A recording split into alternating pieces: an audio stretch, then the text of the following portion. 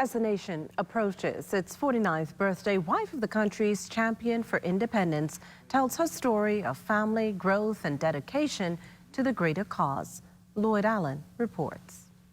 I don't think I even remember what the word trust meant. I didn't have time to think about it. No one explaining it. They don't have the time to explain to you. So you had to, either you're with it or you're not. Dame Marguerite says it's been a long journey to independence, but through her eyes as wife of the country's first prime minister, Sir Lyndon Pinling, it was a lesson of trust. After Sir Lyndon began his political journey at the age of 25, Dame Marguerite admits there were numerous occasions where she led the home while her husband fought for the nation. In 1958, Pinling was in London again at the Constitutional Office. I think that's the name of the place, pleading the case of the Bahamian people, because we were in the majority and we were treated like second-class citizens. You couldn't go there and you couldn't go, everywhere was segregated. You couldn't go to restaurants, you couldn't go to the theater. She says the strides of Sir Lyndon were always rooted in equality for all, even when the decision was made to agitate for diversity in commercial banks, led by Sir Lyndon and Sir Milo Butler. And the Bahamians need to know about it, because all the things they're enjoying today came because of his administration. And Sir Milo Butler banked with Royal Bank. And he kept going in there telling the managers, it's time to have black tellers. So this day he decided he would go in the bank and he would carry Pinling. So he asked him, who's going with you, Sir Milo? Well, Mr. Butler said, you're the leader of the party, you come. And they had to drag him into the bank to see when Sir Milo hit the door and shouted, they want to see the manager, and if you don't come out to me, manager, I'm coming into you.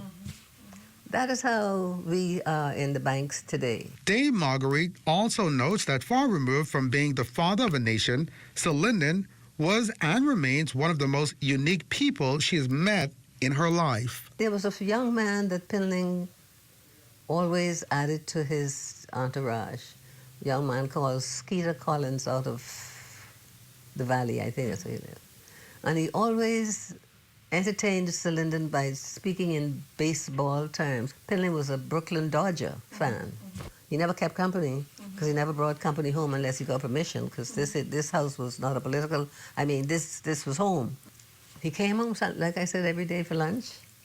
He enjoyed fried snapplehead. That's the first thing he would eat. And if it's not on the plate, he would ask the cook, please, what did you do with the head? All the while, she says her role as wife and mother over the years remained her greatest focus. My job was to see to his meals, his clothes, and his children. And that I tried to do to the best of my ability. The rest out there, he could handle that. For Dame Marguerite, 49 years of independence was worth it all. For the Bahamas Tonight, I'm Lloyd Allen. Western Air introduces new jet flight services between Nassau and Fort Lauderdale. You heard right. Western Air is now flying between Nassau and Fort Lauderdale, Florida. Whether you're flying for business, shopping, or taking the family on a quick getaway, Western Air is at your service. Less flight time, more you time. You bring your family, you bring your crew, and we'll bring ours. Western Air, we'll take you there. Now jetting to Fort Lauderdale, Florida. Ladies and gentlemen, welcome to Fort Lauderdale.